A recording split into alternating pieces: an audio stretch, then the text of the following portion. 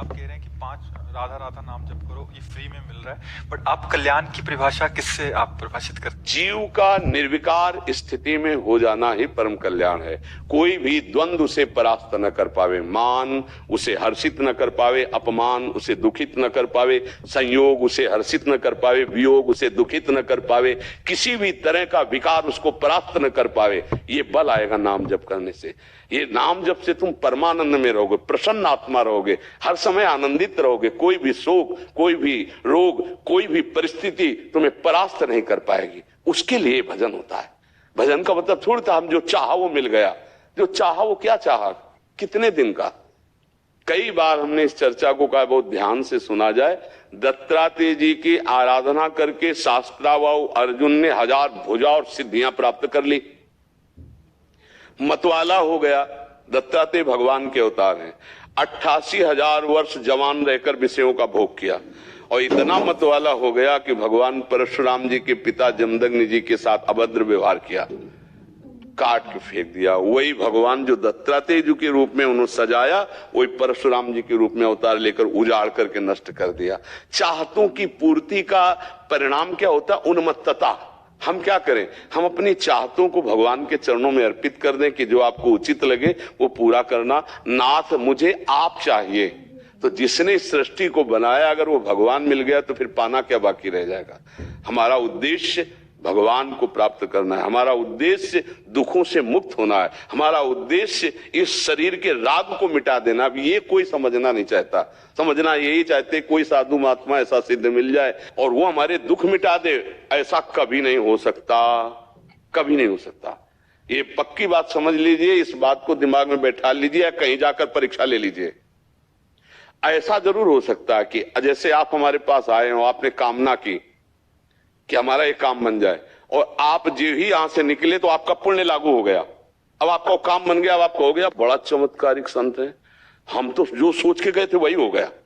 बिल्कुल आपको सच्ची कह रहे हैं, इसमें आपका कर्म है, आपका पुण्य कर्म काम कर रहा है। और बोले यार जो जिस दिन से हम गए उस दिन से हमारा घाटा ही घाटा शुरू हो गया। वो संत से नहीं है, वो आपका पाप कर्म लागू हो गया। इस राशियों को लोग जानते नहीं। और बोले हम पक्का कहते हैं हमारा काम बन गया। क्या काम बन गया? क्या तुमने मृत्यु पर विजय प्राप्त कर ली?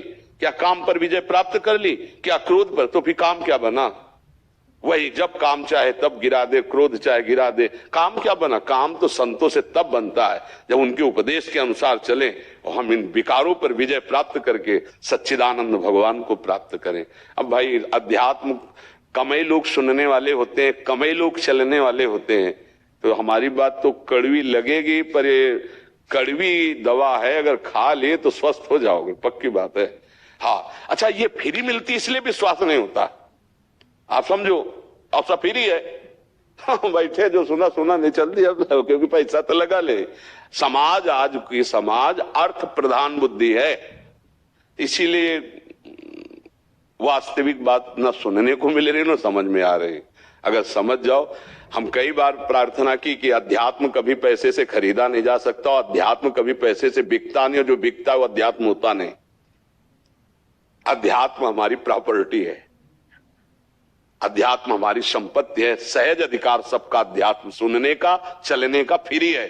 इस पे कोई टैक्स नहीं, इस पे कोई फीस नहीं। अगर इस पे कोई फीस है तो इसका मतलब वो अध्यात्म नहीं है, पक्की बात है। पैसे से अध्यात्म नहीं खरीदा जाता और अध्यात्म को कभी पैसे से जाना नहीं जा सकता। महाराज जी एक और बात है महाराज जी, अभी प्रसंग चल रहा है। क्या हम एक दूसरे के मन की बात तो जानते नहीं है? जैसे ये इनके बारे की जानते हैं, हम केवल देखते हैं कि बाहरी यश बहुत बड़ा आ गया, क्योंकि आप तो सबको देख रहे हैं महाराज जी। हम देखते हैं कि यहाँ बड़े से बड़ा भी आता है, चाहे किसी भी पदाधिकारी में हो या धन क्षेत्र में हो। तो उनके मन की बाहरी गाड़ी, बंगला और खूब यश हो जाना, केवल इसी को प्रधानता, जो आप कह रहे कल्याण, कोई आंतरिक कल्याण नहीं चाह रहा महाराज जी। आंतरिक मतलब आंतरिक आनंद क्या है उसकी परिभाषा भी उनको पता नहीं है। आंतरिक सुख क्या है, वो बाहरी वस्तुओं को, इसीलिए कहा गया है कि सुत दारा धन लक्ष्मी पापियों के घर होए, संत समागम हरि कथा तुलसी दुर्लभ दोए। क्योंकि संत समागम से पता चलता है कि वास्तविक आनंद किसे कहते हैं। हाँ देखो, बहुत गाड़ियां हैं और बहुत धन है, बहुत संपत्ति है, और तुम यहाँ सुनते हो एकांत में रोते नजर आते हैं। हाँ, एकांत में उनकी इतनी बड़ी बड़ी समस्याएं हैं कि तुम जिनको सुखी समझ रहे हो ना, सब फिट एकदम ऐसे उतरे, तुम्हें लगा क्या यार, मतलब वो जब यहाँ पर्सनल में फिर जो अपनी, तो आपको हम सच्ची बता दें, यहां से लेकर के ब्रह्मलोक तक जो भगवान का भजन नहीं करता है, भगवान से विमुख है, कभी सुखी नहीं, कभी शांति नहीं, कभी तृप्ति नहीं। ये बात बैठा लो दिमाग में। महाराज जी, ये सबसे ये समझ नहीं है महाराज। हाँ, केवल बाहरी सुख सुविधाओं को ही अपना मतलब जीवन की उन्नति समझते हैं। आंतरिक कल्याण किस चीज में है, जिस चीज को आप जोर दे रहे हैं कि नाम जप करो उससे ही आपका वो होगा, वो समझ। एक आपको याद होगा, एक यहाँ वयोवृद्ध आए हुए थे, बड़े सज्जन धनी, वो कह रहे थे विश्व की हर वस्तु हमारे पास है, हर वस्तु है हमारे पास, हर पद का हमने सम्मान भोगा है, खूब वैभव है, कोई हमारे पास कमी नहीं, लेकिन एक डर है कि मरूंगा सब छूट जाएगा। हम कहा इसी डर से मुक्त करने के लिए अध्यात्म है। सब कुछ कमाया, अध्यात्म नहीं है तो ये डर तुम्हारे, क्योंकि छूटेगा ना सब, अब क्या तुम्हारे पास रहेगा, जीवन की कमाई तो छूट रही है, अब जहां जाना है वहां परिचय नहीं है, और जो ले जाना है वो कुछ है नहीं यहाँ, तो इसीलिए कहते राधा राधा जपो और ये कर्तव्य करते रहो, तो यहां भी सुखी रहोगे और आपका परलोक भी बन जाएगा, परमार्थ भी बन जाएगा।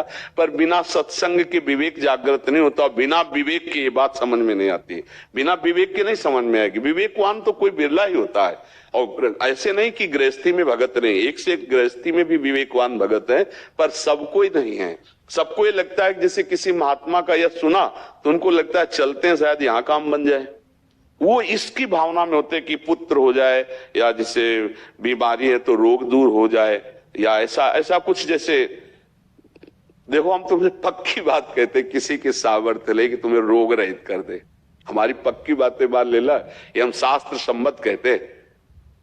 ऐसा नहीं कि भजन में ताकत नहीं, भजनानंदी महात्मा चाहे तो अपनी किडनी क्या किसी के भी, लेकिन उसकी चाह ही बदल जाती है कि शरीर तो छूटेगा, हमें प्रभु से मिलना है। हमारा भजन का फल प्रभु से प्रेम है, ना कि शरीर से प्रेम है। ये शरीर तो नियत समय के लिए मर जाएगा, ये आज नहीं तो कल मर जाएगा, ऐसे सबका शरीर है, और सब जान रहे हैं, सब समझ रहे हैं। जब एक दूसरे का सौ ले जाते हैं तो क्या बोलते हैं, राम नाम सत्य है, सत्य बोलो मुक्ति है। ये जान गए कि राम नाम सत्य, फिर भी लौटते समय बीड़ी पीते हुए प्रपंच बोलेंगे, राम नाम नहीं जपेंगे, तो ये इनका ज्ञान है, तो कैसे समझाए। अब ये बात तो सत्य है कि राम नाम सत्य है। अब किसी का ब्याह हो रहा हो, अगर वहां कोई साधु महात्मा जोर से बोले राम नाम सत्य, तो धक्के मार के बाहर निकाल दिया कि ये केवल मरने पे बोला जाता है, नहीं कहेंगे। अच्छा, ये कोई मरने वाला मंत्र थोड़ी कि मर गया तो ही बोला जाता है। भाई भगवान का नाम सत्य है, वो गाओ, पूरे जीवन इसको स्वीकार करो, तो ये बावरापन नहीं छूटता है। सबको ज्ञान है कि यहां से जाना है, कुछ नहीं पास जाए, लेकिन हमको भगवत प्राप्ति करनी, ये बात नहीं किसी के समझ में आती। तो अब हम तो भगवान के चरणों के आश्रित हैं, हम तो यही प्रयास करेंगे कि आपका जीवन मंगलमय हो, नाम जप करें, बुरे आचरण छूटे, और आपके अंदर भूख पैदा हो जाए भगवान की। अगर भगवान की भूख पैदा हो गई तो सब कुछ मिल जाएगा। महालक्ष्मी चरण चापती हैं हमारे श्री भगवान के, जो चाहिए वो मिल जाएगा, और भगवान भी मिल जाएंगे। बड़े कृपालु हैं, सकाम या निष्काम कैसे भी भगवान का भजन शुरू करे वो भगवान मंगल कर देते हैं। आर्त, अर्थार्थी, जिज्ञासु, ज्ञानी, 4 प्रकार के भगवान ने भक्त बताए। अगर तुम्हें धन चाहिए तो नाम जप करो, तुम्हें संकट निवृत्ति चाहिए तो नाम जप करो, तुम्हें प्रभु को जानना है तो नाम जप करो, प्रभुमय हो जाना है तो नाम जप करो। भजन से होगा, बिना भजन के नहीं होगा। खूब नाम जप करो, अपने आप ज्ञान प्राप्त हो जाएगा। देखो, ये पक्की बात समझ लो, जिनको सीधा राम राम कहना नहीं आता था, वो जब उनको मरा मरा रटवाया तो मरा मरा मरा मरा, 1-2 के बाद नाम आ गया ना, वो इतने सिद्ध महापुरुष हो गए, इसी से सब ज्ञान प्राप्त हो गया। अगर नाम जप करो, तुम तो सीधा बोल लोगे ना, अगर नाम जप करो तो सब कुछ प्राप्त हो जाएगा, सब अज्ञान नष्ट हो जाएगा, सब चाहते पूर्ण हो जाएंगे। विश्वास कर लीजिए, चाहते पूर्ण का मतलब चाहत ही नहीं रह जाएगी। जैसे तुम्हारे सामने इस समय हम 2000 रुपए की एक अटैची रख दें और आपको पकड़ा में खोल के दिखा दें, आपका मन कहेगा ले जाने का क्या? 2000 रुपए बंद हो गए ना, 2000 बंद हो गए, आप क्या कहोगे? अरे बाबा काहे को विनोद करते हो, ये धरो कूड़ा कर, बात कौन ले जाएगा। ऐसे भजन करने वाले को पूरे विश्व का सुख भोग वैभव कूड़े की तरह नजर आता है। ब्रह्मादिक के भोग सब विषम लागत ताई, नारायण ब्रज चंद की लगन लगी है जाए। समलोष्टास्म कांचना, पत्थर का टुकड़ा, माटी का ढेला, सोने का बिस्कुट, जिसकी एक नजर वो भजनानंदी। इसीलिए भजन करो। भजन में सब कुछ सामर्थ्य, बिना भजन के तो समझ में नहीं आएगा।